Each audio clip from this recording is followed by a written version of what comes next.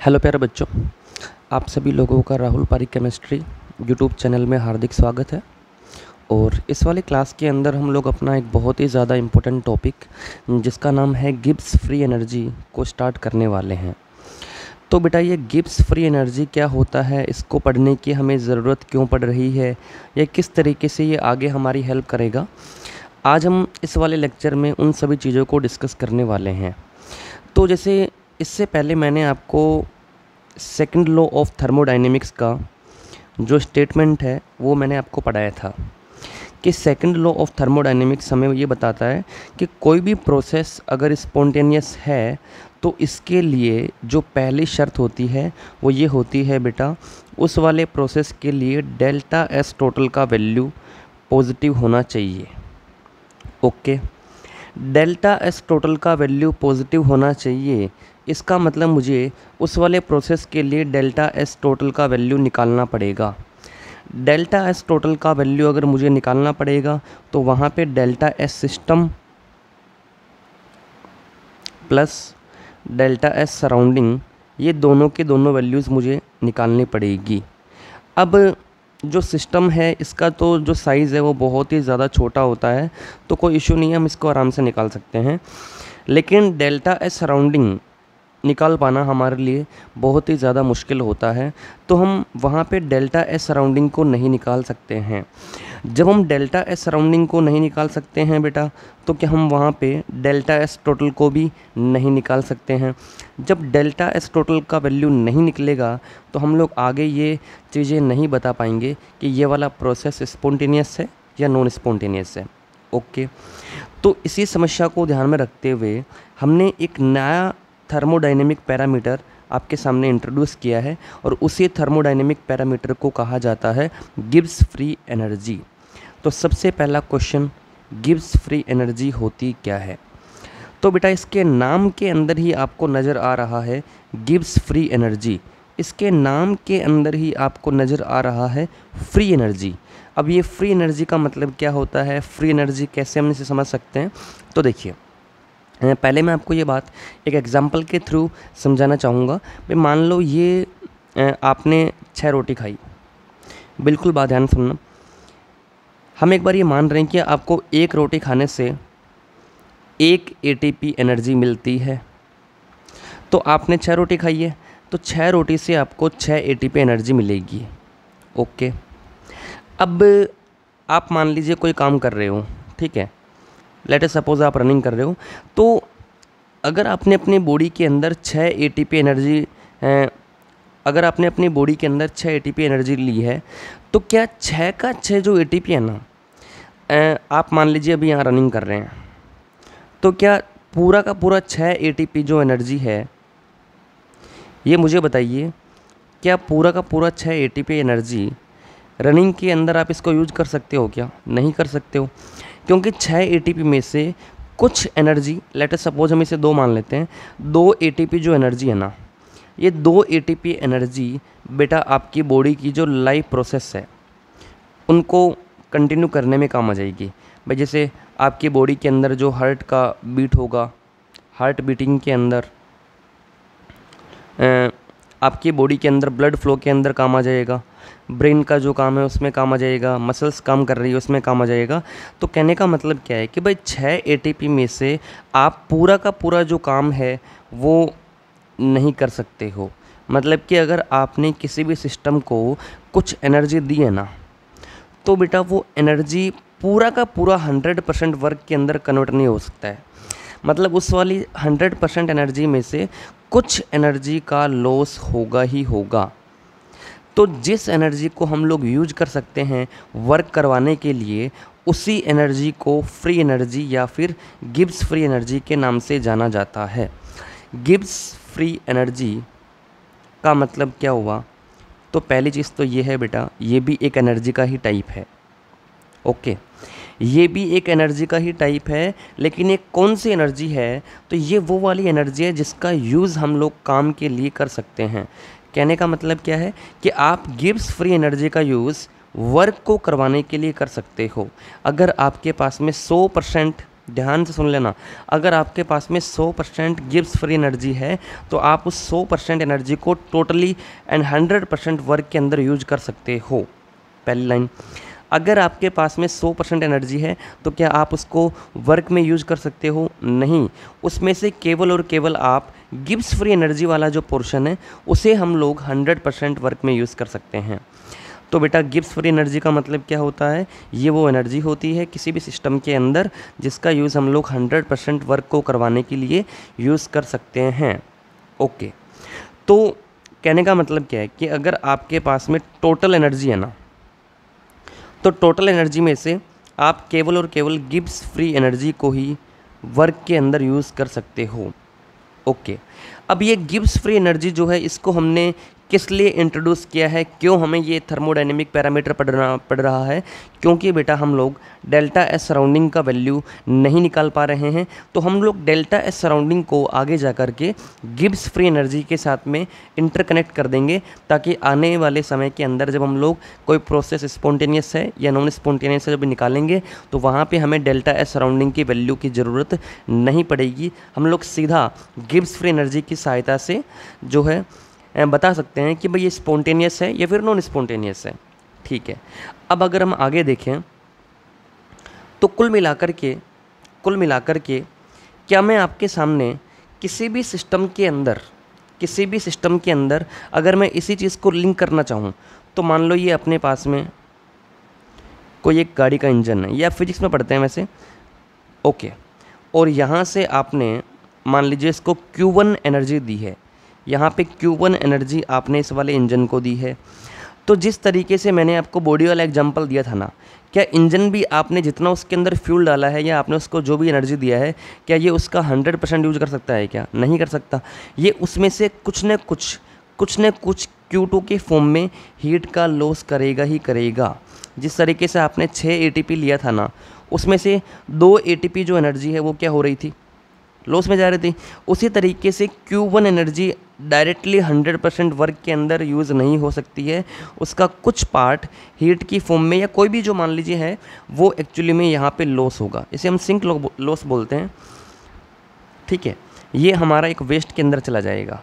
तो कहने का मतलब क्या है बेटा कि Q1 जो अपने पास में एनर्जी है उसका 100% हम लोग कभी भी वर्क में कन्वर्ट नहीं कर सकते हैं। उसका कुछ पार्ट जिसे मैंने Q2 से लिखा है वो लॉस के अंदर चला जाएगा 2 ATP की फॉर्म के अंदर, राइट। तो Q1 से जो हमें वर्क मिल रहा है वो उसको हम किस तरीके से लिख सकते हैं? Q1 इज इक्वल टू, ये तो 100% है, अब कुछ पार्ट ये वर्क होगा और कुछ पार्ट क्या होगा? Q2 होगा। तो वर्क प्लस Q2, यहाँ से वर्क हमें क्या मिलेगा? वर्क इज इक्वल टू, ये यहाँ प्लस के अंदर है उधर माइनस के अंदर जाएगा, तो Q1 माइनस Q2। ओके, अब इसी चीज़ को अगर मैं आपके सामने आगे जा कर के इंटर रिलेट करना चाहूँ तो मैं क्या लिख सकता हूँ? देखिए, जैसे मान लीजिए कि अच्छा, आपको फिजिक्स में ना, जब आप फिजिक्स के अंदर ये वाला पोर्शन पढ़ते हैं तो वहाँ पे एक छोटा सा टॉपिक और आता है, परसेंटेज एफिशिएंसी। ये परसेंटेज एफिशिएंसी का मतलब क्या है कि भाई आपने आपको कितना आउटपुट मिल रहा है, कब? जब आप कुछ इनपुट दे रहे हैं, और परसेंटेज के लिए मैंने यहाँ लगा दिया है 100। आउटपुट हमें यहाँ पर क्या मिल रहा है? वर्क मिल रहा है। इनपुट हम लोग क्या कर रहे हैं बेटा? Q1 कर रहे हैं, इनटू में 100। अगर आपसे मान लीजिए कोई परसेंटेज एफिशिएंसी पूछता है तो उसके लिए आपको कुछ भी नहीं करना होता है, केवल आउटपुट अपॉन में इनपुट कर दीजिए और इनटू में 100 कर दीजिए बस। ठीक है, और आउटपुट यहाँ पे हमें क्या मिल रहा है? आउटपुट हमें यहाँ पे वर्क मिल रहा है, और इनपुट आपने क्या दिया है बेटा? Q1 दिया है। ठीक है, तो टोटल मिलाकर के मैं इसी चीज़ को अगर आगे एक बेसिक केमिस्ट्री की लैंग्वेज में लिखना चाहूँ तो मैं इसको ऐसे भी लिख सकता हूँ कि भाई कोई भी अपने पास में मान लो कोई सिस्टम है, इन ए सिस्टम, ठीक है, यदि हमारे पास में जो टोटल एनर्जी है ना उसको मैंने किससे लिखा है? H से लिखा है, मतलब एंथैल्पी से लिखा है, राइट। टोटल एनर्जी को मैंने यहाँ पे एंथैल्पी से लिख दिया है। अब 2 तरीके की एनर्जी होती है, आप एक को बोलते हैं बेटा ऑर्गेनाइज्ड फॉर्म ऑफ एनर्जी, मतलब कि व्यवस्थित रूप एनर्जी का, और आगे वाले को कहा जाता है अनऑर्गेनाइज्ड फॉर्म। ठीक है। किसी भी सिस्टम में दो तरीके की एनर्जी होती है, एक होती है ऑर्गेनाइज फॉर्म के अंदर और एक होती है अनऑर्गेनाइज फॉर्म के अंदर। ऑर्गेनाइज फॉर्म जो होती है वही आगे जाकर के कन्वर्ट होती है वर्क के अंदर, या मैं इसी को यहाँ पे गिब्स फ्री एनर्जी के नाम से भी लिख सकता हूँ। तो बेटा यहाँ पे ऑर्गेनाइज फॉर्म जो है उसको मैंने किससे लिखा है, गिब्स फ्री एनर्जी से लिखा है। ओके, गिब्स फ्री एनर्जी को किसके द्वारा रिप्रेजेंट किया जाता है, जी के द्वारा इसको रिप्रेजेंट किया जाता है। अगली चीज़, जो अनऑर्गेनाइज फॉर्म एनर्जी का वो किस चीज़ के कारण है, तो बेटा वो एंट्रोपी के कारण है। और अगर मैं एंट्रोपी को आगे जा कर के एनर्जी की फॉर्म में लिखना चाहूँगा तो वो उसको क्या लिखा जाएगा। अच्छा, आपको मैंने इससे पहले एक फॉर्मूला पढ़ाया है, entropy is equal to Q by T. Entropy को निकालने का जो फॉर्मूला होता है वो क्या होता है, क्यू बाई टी। अब अगर मैं इस अनऑर्गेनाइज्ड एनर्जी को लिखना चाहूँ, मतलब क्यू को लिखना चाहूँ एंट्रोपी की फॉर्म के अंदर, तो वो क्या आएगा, क्यू यहाँ पर है तो क्यू ये रहा, is equal to S into में टी। तो क्या मैं अनऑर्गेनाइज्ड फॉर्म वाली एनर्जी को टी इंटू में एस के नाम से भी लिख सकता हूँ क्या, बिल्कुल लिख सकता हूँ। कहने का मतलब दो तरीके की अपने पास में एनर्जी होती है, पहली को कहा जाता है बेटा ऑर्गेनाइज्ड फॉर्म और आगे वाली को कहा जाता है अनऑर्गेनाइज्ड फॉर्म। जो आगे वाली अपने पास में अनऑर्गेनाइज्ड फॉर्म है, इसका जो कारण है वो कारण क्या होता है, रैंडमनेस या फिर एंट्रोपी। तो एंट्रोपी को मैं किस फॉर्म में लिख सकता हूँ, तो S is equal to Q by T. तो यहाँ से जो एनर्जी है वो क्या आ जाएगा, Q is equal to S into में टी, और यहाँ से Q is equal to T into में एस। ठीक है। अब जब मैं इसी ऊपर वाले एग्जाम्पल के साथ में जो मैंने यहाँ पे लिखा है, इसी को मैं अगर रिलेट करना चाहूँ तो क्या लिख सकता हूँ बेटा, देखिए ये सिस्टम है, यहाँ पे यहाँ से आपने इसको क्या दिया है, एच। एच का मतलब क्या है, टोटल एनर्जी। अब टोटल एनर्जी दो टाइप की होती है, पहली वाले को कहा जाता है बेटा ऑर्गेनाइज्ड फॉर्म और आगे वाले को कहा जाता है unorganised form. Okay, organised form जो है वो क्या है, Gibbs free energy. Unorganised form क्या है, एंट्रोपी या फिर Q is equal to T into में एस। यहाँ से मैं क्या लिख सकता हूँ, देखिए टोटल एनर्जी क्या है, H is equal to organised plus unorganised. H is equal to organise यहाँ पर क्या आ रही है, G, प्लस अनऑर्गेनाइज क्या आ रही है बेटा, T इंटू में S। ओके, तो यहाँ से ऑर्गेनाइज फॉर्म या फिर वर्क, भाई ऑर्गेनाइज बोल दो आप इसको या फिर आप इसको वर्क बोल दो, अनऑर्गेनाइज बोल दो आप इसको या फिर लॉस बोल दो, राइट। तो वर्क इज इक्वल टू क्या आ जाएगा, H, मतलब कि टोटल माइनस अनऑर्गेनाइज्ड। ओके, तो वर्क का मतलब यहाँ पर क्या है, Z is equal to H minus T S. तो एक ये रिलेशन भी अपने लिए बहुत ज़्यादा इंपॉर्टेंट होता है। अब इसी को अगर मैं आगे जा कर के डेल्टा से मल्टीप्लाई कर देता हूँ पूरे को, तो delta G is equal to delta H minus T delta S आ जाता है। तो बेटा ये जो रिलेशन है ना, ये हमारे बहुत ज़्यादा काम का है। ये कैसे आया है ये मैंने आपको ऊपर समझा दिया है, ठीक है। अब देखिए आगे, यदि मैं इसी को उस डायग्राम के फॉर्म में लिखना चाहूँ तो यहाँ से आपने क्या दिया है, डेल्टा एच चेंज की फॉर्म में, यहाँ से हमें क्या मिल रहा है, डेल्टा जी मिल रहा है, और यहाँ से लॉस किसका हो रहा है, टी डेल्टा एस का यहाँ पे लॉस हो रहा है, ठीक है। अब देखिए बेटा आगे, यदि मैं यहाँ पे परसेंटेज एफिशिएंसी लिखना चाहूँगा ना, वो क्या आएगा, आउटपुट अपॉन इनपुट इनटू में 100। यहाँ पे आउटपुट क्या है, डेल्टा जी है, इनपुट यहाँ पर क्या है बेटा, डेल्टा एच, और परसेंटेज के लिए मैंने किससे मल्टीप्लाई कर दिया इसको, 100 से। तो परसेंटेज एफिशिएंसी को निकालने के लिए हमें क्या करना होता है, जो डेल्टा जी है, डेल्टा एच है, इनटू में डेल्टा 100 आप ये कर दीजिए, आपको एफिशिएंसी मिल जाएगी, ठीक। ये बात भी आप फिजिक्स में पढ़ते हैं कि कोई भी सिस्टम जो होता है वो कभी भी 100% एफिशिएंट नहीं होता है। 100% एफिशिएंट सिस्टम नॉट पॉसिबल। क्यों पॉसिबल नहीं होता है, क्योंकि कुछ न कुछ एनर्जी का लॉस तो होगा ही होगा, तो कुछ न कुछ एनर्जी का लॉस होगा ही होगा, ठीक। अब देखिए बेटा, डेल्टा जी यहाँ पर क्या है, मैक्सिमम वर्क डन। अगर मैं जी को चेंज की फॉर्म में लिखूँगा तो मैक्सिमम वर्क डन, अब जो आगे वाला टॉपिक है ये बहुत ही ज़्यादा इम्पोर्टेंट है। देखिए, हमने डेल्टा एस सराउंडिंग का वैल्यू हम लोग नहीं निकाल पा रहे हैं, डेल्टा एस सराउंडिंग का वैल्यू नहीं निकाल पा रहे हैं, बिल्कुल भी नहीं निकल पा रहा है। तो इसके लिए मैंने किसको आपके सामने इंट्रोड्यूस किया है, डेल्टा जे सिस्टम। अच्छा, क्या हम लोग डेल्टा जे सिस्टम निकाल सकते हैं क्या? बिल्कुल निकाल सकते हैं। तो अब हम लोग आगे क्या करने वाले हैं, हम एक रिलेशन आपके सामने इंट्रोड्यूस करने वाले हैं, relationship between delta J system and delta S total.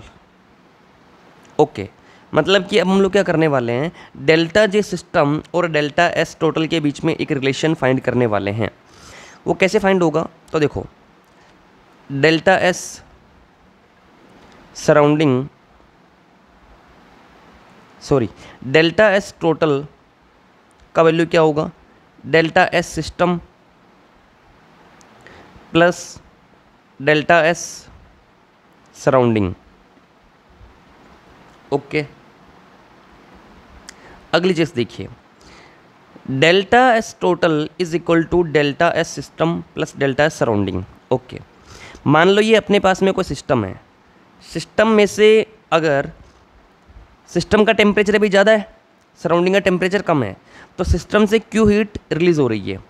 तो बेटा डेल्टा एस सिस्टम में क्या लिख सकता हूँ यहाँ पे, क्यू बाई टी। ओके, अगली चीज़ क्या है, सराउंडिंग जो है उसकी मैं हीट को क्या लिख सकता हूँ, अच्छा सिस्टम के आगे मैंने माइनस और लगाया है क्योंकि सिस्टम के अंदर में से हीट का लॉस हो रहा है, प्लस डेल्टा एस सराउंडिंग क्या आ जाएगा, माइनस क्यू बाई टी। ये लीजिए। अब एक बात और बिल्कुल ध्यान से सुनना, क्या मैं सिस्टम का जो हीट है ना, क्या सिस्टम और सराउंडिंग के बीच में हीट का जो लॉस है ना वो बिल्कुल बराबर हो रहा है क्या? बिल्कुल बराबर हो रहा है। अगर ये 5 जूल एनर्जी लॉस कर रहा है तो ये 5 जूल एनर्जी गेन कर रहा है। तो सराउंडिंग के लिए मैं क्या लिख सकता हूँ, सराउंडिंग के लिए मैं डेल्टा एस क्या लिख सकता हूँ, इज इक्वल टू, सराउंडिंग का डेल्टा एस पहले मुझे बताओ क्या है, delta S is equal to Q by T है। क्या इसी क्यू बाई टी को, क्या इसी वाले क्यू बाई टी को मैं ऐसे भी लिख सकता हूँ क्या, माइनस का क्यू सिस्टम, डेल्टा एस किसका, सराउंडिंग का, क्यू किसका, सिस्टम का, इक्वल है किसके, क्यू सराउंडिंग के। भाई जो यहाँ पे लॉस हो रहा है वहाँ पे गेन हो रहा है ना, तो न्यूमेरिकली क्या मैं एक सिस्टम का जो क्यू है उसको सराउंडिंग के क्यू के इक्वल लिख सकता हूँ क्या? बिल्कुल लिख सकता हूँ। तो यहाँ से delta S surrounding is equal to Q by T, और इसी क्यू बाई टी को मैं अगर सिस्टम की फॉर्म में लिखना चाहूँगा तो क्या लिखा जाएगा, माइनस का क्यू सिस्टम अपॉन में टी। ठीक है, तो यहाँ से अब मैं आगे क्या लिख सकता हूँ, delta S total is equal to delta S system plus delta S surrounding. तो बेटा डेल्टा एस टोटल मुझे निकालना है, डेल्टा एस सिस्टम की जगह पर मैंने डेल्टा एस सिस्टम लिख दिया। यहाँ से सराउंडिंग का डेल्टा एस क्या आएगा, ये रहा, तो माइनस का क्यू ऑफ सिस्टम अपॉन में टी। अब इस पूरी की पूरी ब्रैकेट को मैंने किससे मल्टीप्लाई कर दिया, टी से, तो पूरे को मैं टी से मल्टीप्लाई करता हूँ। तो पूरे को टी से मल्टीप्लाई करने पर क्या आएगा, इधर भी इसको टी से मल्टीप्लाई किया इंटू में टी, और इधर भी इस पूरे को मैंने टी से मल्टीप्लाई किया है। तो टी से इधर मल्टीप्लाई करने पर हमें क्या मिलेगा, टी इंटू में डेल्टा एस, ये कौन से वाला है, टोटल वाला है, इक्वल टू ये क्या आएगा बेटा, टी डेल्टा एस सिस्टम, ये लो, प्लस ये माइनस हो जाएगा ना, तो माइनस ऑफ टी, इसको जब हम लोग टी से मल्टीप्लाई करेंगे ना बेटा, तो ये वाला जो टी है वो नीचे वाले टी को कैंसिल कर देगा। तो यहाँ पर क्या आ जाएगा, माइनस ऑफ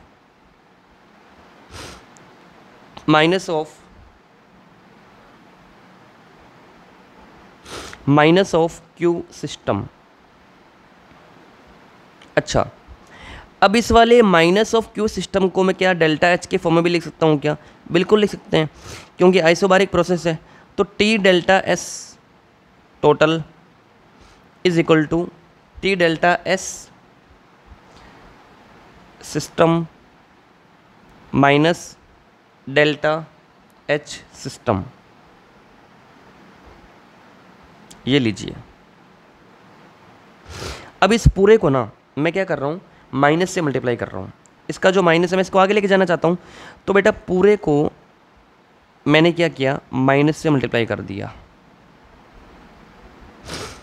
तो क्या होगा, पहले मल्टीप्लाई करते हैं लेफ्ट हैंड साइड के अंदर ना, तो इसको माइनस से मल्टीप्लाई करेंगे तो क्या आएगा, minus of T delta S total is equal to, इधर इसको माइनस से मल्टीप्लाई करेंगे तो क्या आएगा, minus of T delta S system, और आगे वाले को माइनस से मल्टीप्लाई करेंगे तो क्या आएगा, डेल्टा एच सिस्टम। अब इसको minus of T delta S total is equal to, इसको आगे लेकर जाऊँ तो delta H system minus T delta S system. अब एक बार अभी हमने 2 या 3 मिनट पहले एक इम्पोर्टेंट रिलेशन डिराइव किया था, एक बार ऊपर आते हैं। क्या रिलेशन था बेटा, ये वाला,